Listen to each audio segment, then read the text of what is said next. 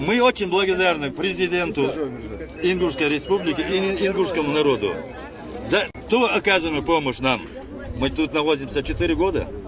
Мы очень благодарны. Это от всех беженцев, я говорю. Спасибо вам, всем ингушам и ингушскому президенту. Баркал.